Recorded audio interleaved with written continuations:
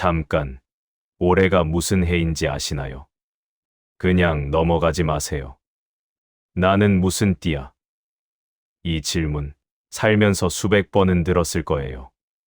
근데 한 번이라도 왜 하필 쥐, 소, 호랑이야? 이 질문을 해본 적 있으세요?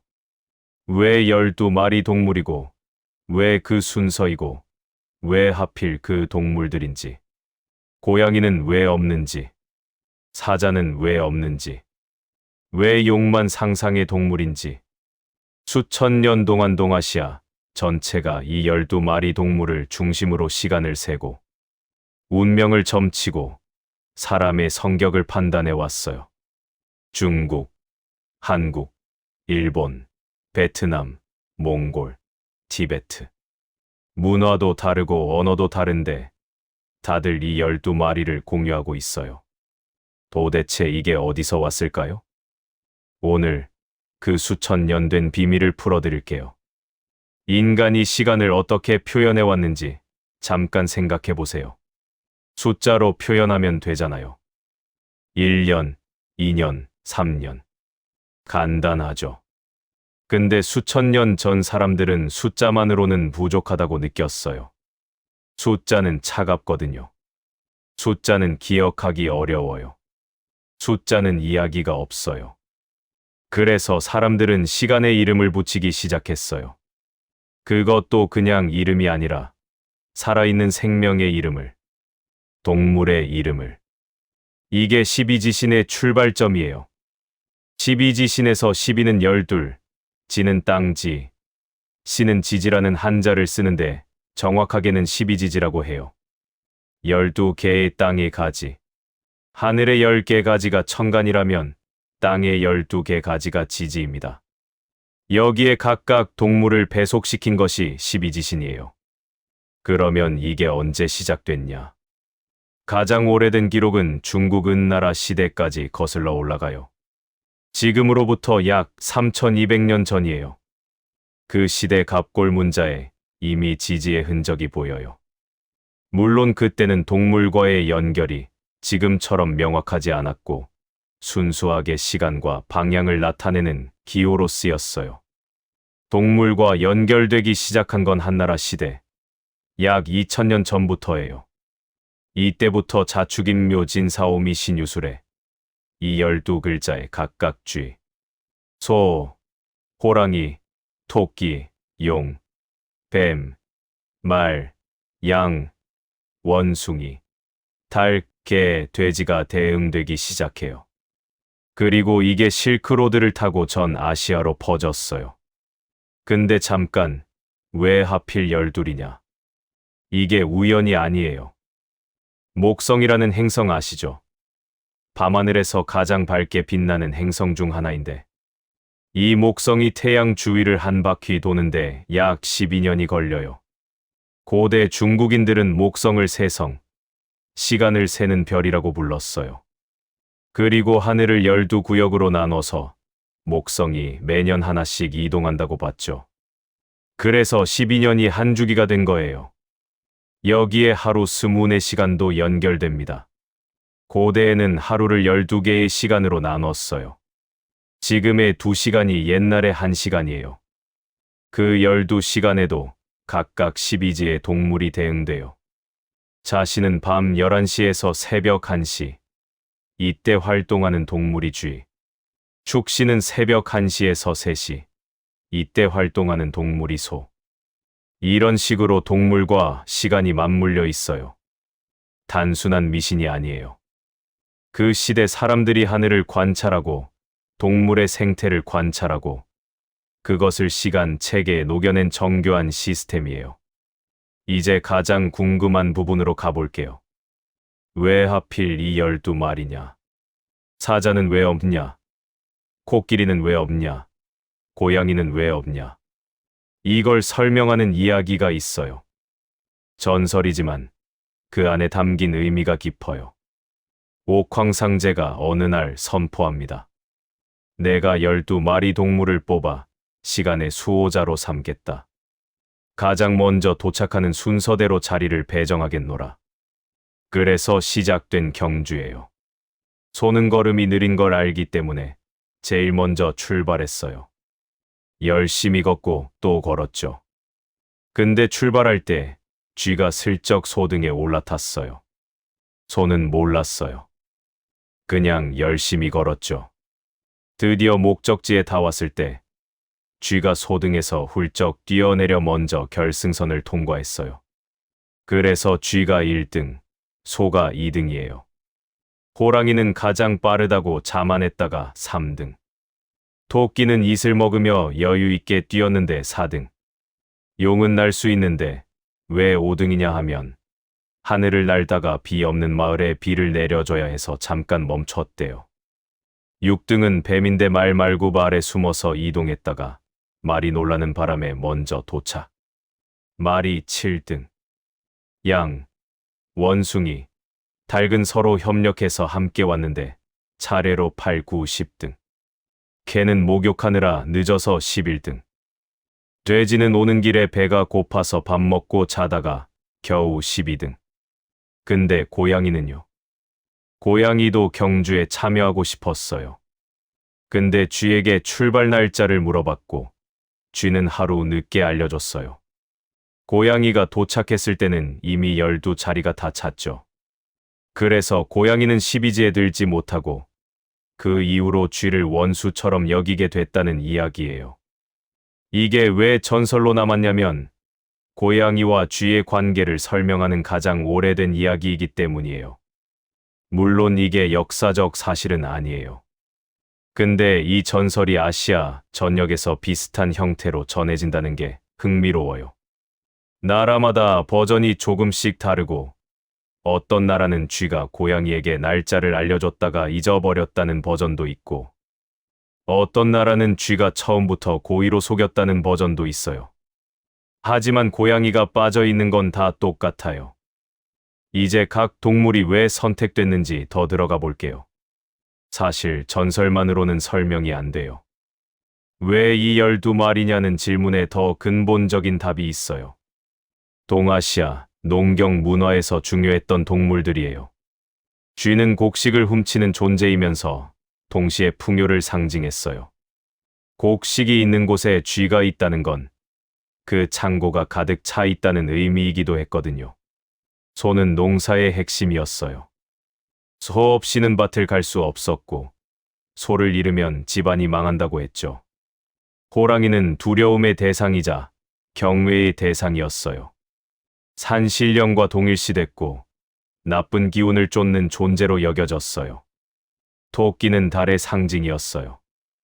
달에는 토끼가 산다고 믿었고 풍요와 다산의 의미가 있었죠. 용은 비를 부르는 존재였어요. 농경 사회에서 비는 곧 생명이었고 그 비를 관장하는 용은 자연스럽게 신성한 존재가 됐어요. 뱀은 신비와 변신의 상징이었어요. 허물을 벗는 뱀의 모습이 재생과 부활을 연상시켰죠. 말은 전쟁과 이동의 핵심이었어요. 좋은 말 한 마리는 집 몇 채 값이었고 나라의 운명을 바꾸기도 했어요. 양은 온순함과 집단의 상징이었어요.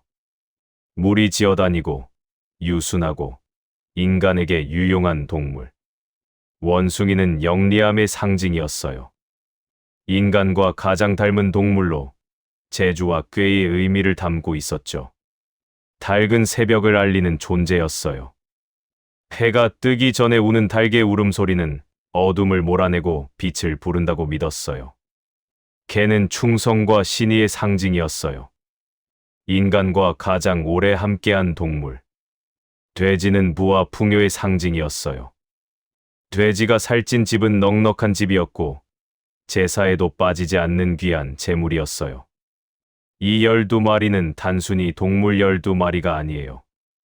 농경 문화에서 인간과 가장 긴밀하게 연결된 존재들.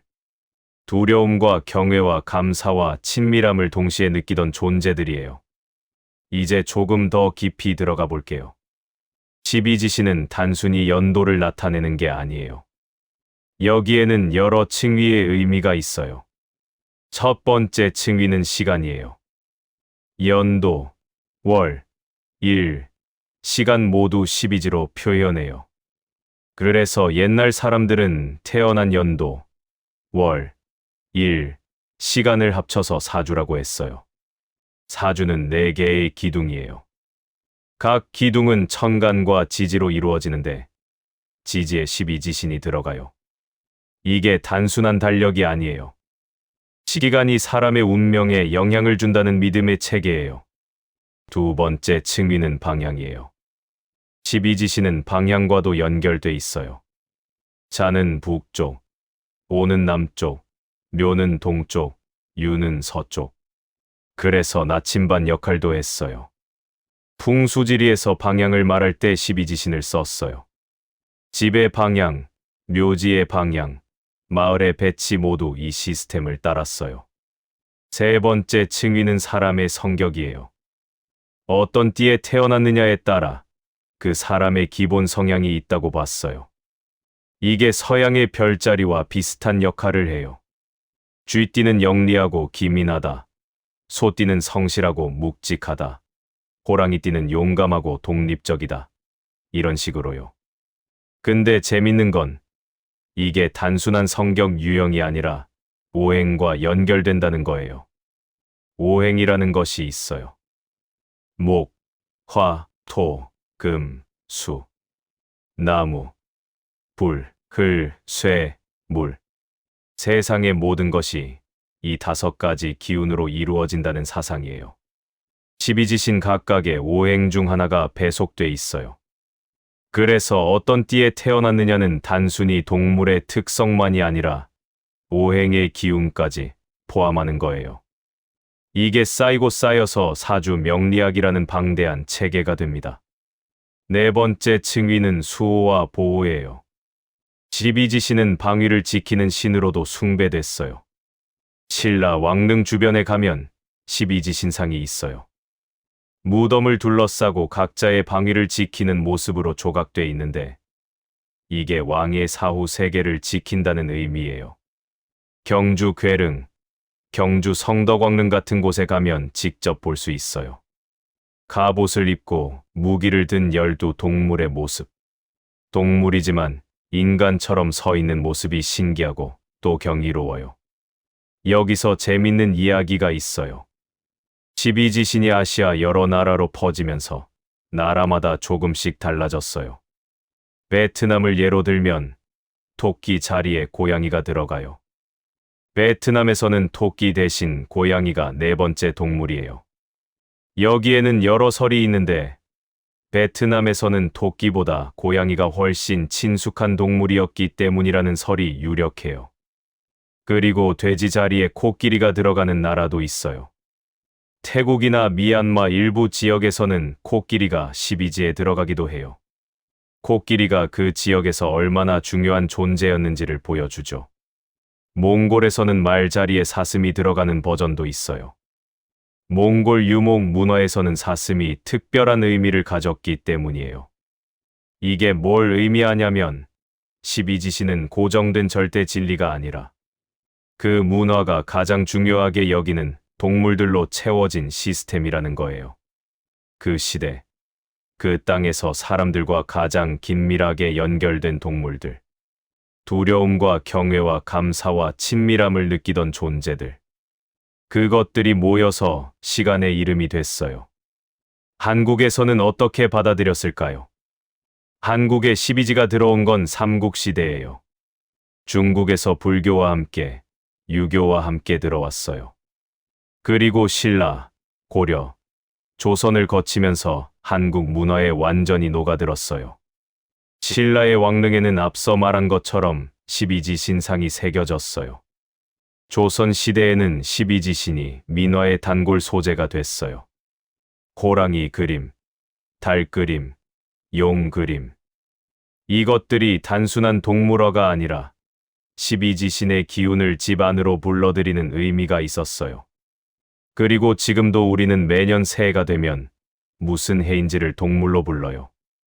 올해는 무슨 띠라고. 이 관습이 3000년 넘게 이어져 온 거예요. 이제 12동물 하나하나를 좀 더 깊이 들여다볼게요. 단순히 이 동물이면 이런 성격이다가 아니라 이 동물이 역사적으로 어떤 상징을 담아왔는지예요. 쥐입니다. 쥐는 묘하게 이중적인 존재예요. 한편으로는 더럽고 해로운 존재, 다른 한편으로는 영리함과 풍요의 상징이에요. 인도 힌두교에서는 재물의 신 가네샤에 탈 것이 쥐예요. 쥐가 어디서든 살아남고 어떤 틈이든 파고드는 그 생존 능력이 영리함의 상징이 된 거예요. 중국에서는 쥐가 곡식 창고에 있다는 건 창고가 가득 찼다는 의미였어요. 그래서 풍요의 상징이기도 했죠. 시비지에서 쥐띠는 영리하고 적응력이 강하고 기회를 잘 포착한다고 해요. 소입니다. 소는 인류 농경 문화에서 가장 중요한 동물이에요. 소 한 마리는 집 한 채 값이었어요. 소가 죽으면 집안이 무너지는 일도 있었어요. 그래서 소는 인내, 성실, 근면의 상징이 됐어요. 소처럼 일한다는 말이 칭찬이었어요. 소띠는 성실하고 고집 있고 한번 마음먹으면 포기하지 않는다고 해요. 호랑이입니다. 한국에서 호랑이는 특별해요. 단군 신화에도 나오고 민화에서 가장 많이 등장하는 동물이에요. 한국의 호랑이는 무서운 존재이기도 하지만 동시에 우스꽝스럽고 친근한 존재이기도 해요. 산신으로 불리면서 경외의 대상이 되었지만 담배 피우는 호랑이 같은 민화에서는 해악의 대상이기도 했어요. 이 이중성이 호랑이의 매력이에요. 강하지만 친근하고 무섭지만 정 있는. 호랑이띠는 용감하고 독립적이고 지도자 기질이 있다고 해요. 근데 때로는 무모하기도 하다고. 토끼입니다. 토끼는 달의 동물이에요. 동아시아 전통에서 달에는 토끼가 살고 있어요. 이 토끼가 절구에 불로장생의 약을 찌는다는 이야기가 있어요. 부드럽고 온순해 보이지만 사실 토끼는 생존 능력이 굉장히 강해요.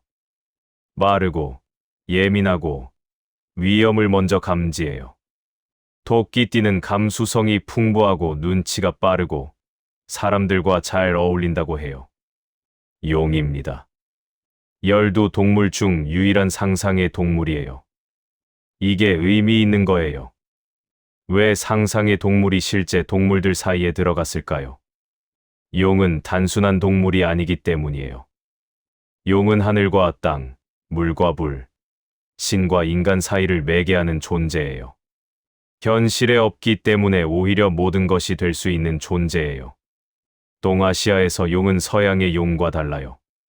서양의 용은 악의 상징인 경우가 많지만 동아시아의 용은 왕의 상징이고 신성한 존재예요. 황제의 옷에는 용이 새겨졌고 나라를 지키는 신이 용이었어요.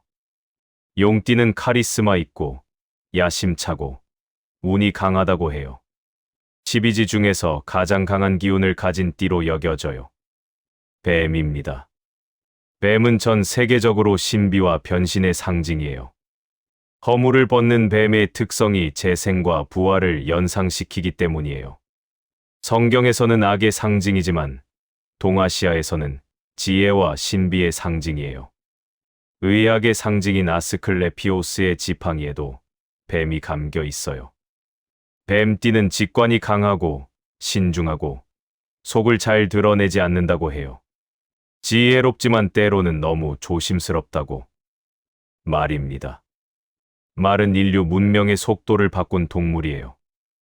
말이 없었다면 제국은 불가능했어요.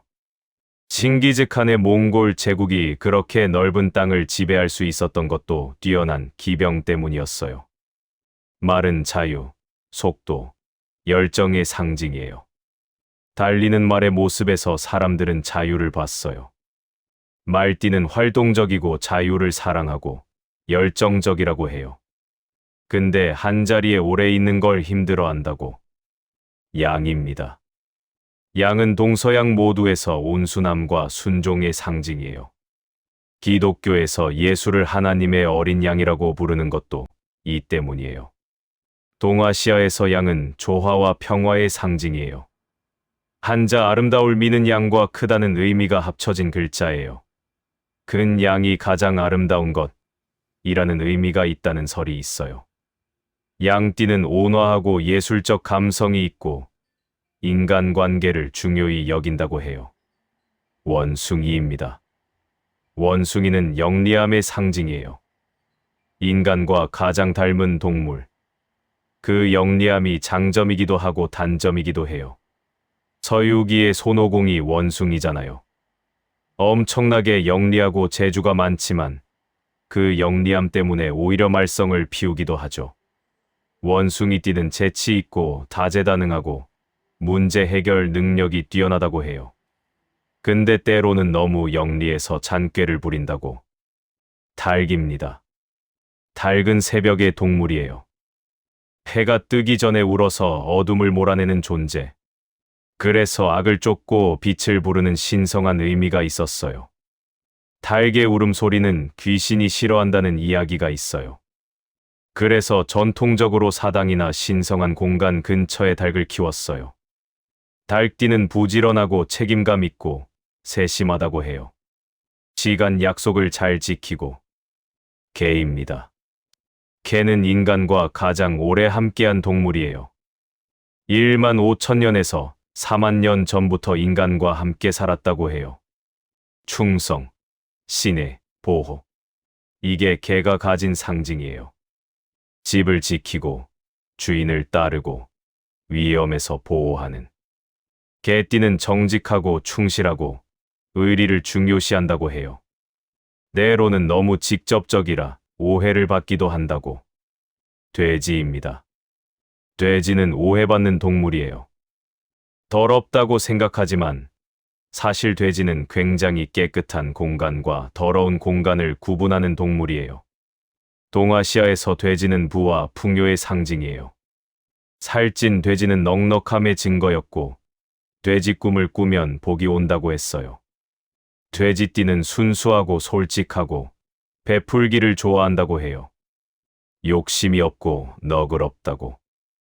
마지막으로 이 모든 이야기를 왜 지금 해야 하는지를 이야기하고 싶어요. 3,000년 전 사람들이 12마리 동물로 시간을 나누고 사람의 성격을 설명하고 방위를 정하고 왕의 무덤을 지키게 했던 이유는 뭘까요? 저는 이게 인간의 근본적인 욕구 때문이라고 생각해요. 연결의 욕구.